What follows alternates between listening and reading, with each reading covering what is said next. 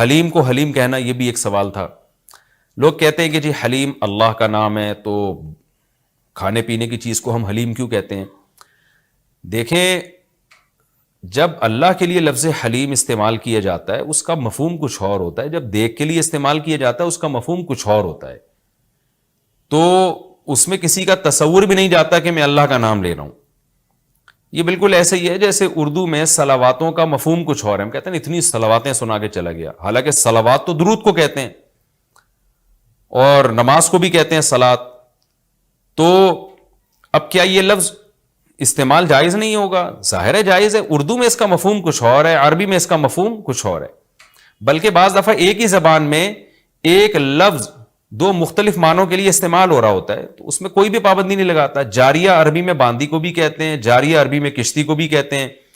اور جو ہے اس طرح کی اور بہت ساری مثالیں ہمیں ملتی ہیں کہ ایک ہی لفظ مختلف معنوں کے لیے استعمال ہو رہا ہے. عین عربی میں آنکھ کو بھی کہتے ہیں، عین عربی میں گھٹنے کو بھی کہتے ہیں، عین عربی میں جاسوس کو بھی کہتے ہیں، عین عربی میں چشمے کو بھی کہتے ہیں، عین عربی میں سورج کی ٹکیا کو بھی کہتے ہیں، عین عربی میں سونے کو بھی کہتے ہیں.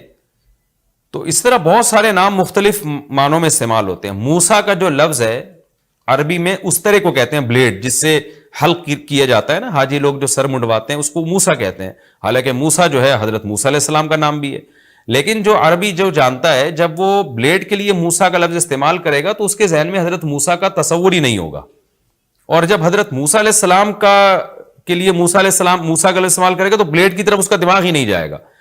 تو اس لیے یہ بالکل مضبوط بات نہیں ہے کہ حلیم چونکہ اللہ کا نام ہے لہذا وہ دیکھ کے لیے استعمال نہ کیا جائے. جب اللہ کا نام ہے تو اس میں دماغ ادھر نہیں آتا دیکھ کی طرف. جب دیکھ کے لیے استعمال کیا جاتا ہے تو اللہ کی طرف ذہن نہیں جاتا. یہ بالکل ایک الگ الگ معنی میں استعمال ہوتا ہے.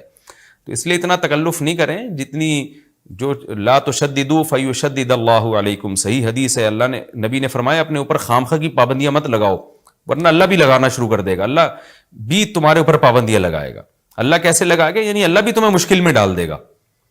تو جتنا ہمیں اجازت دی گئی ہے اس کے اندر رہنا چاہیے ہمیں، اور خام میں ایسی کھود کرید کر کے اپنے اوپر پابندیاں لگواتے چلے جانا مشکل ہو جائے گی نا. اب حلیم ہی مشہور ہو گیا ہے تو اب آپ اس کو کیسے دلیم بولیں گے؟ وہ کچھ اور نہ اٹھا کے دے دے آپ کو.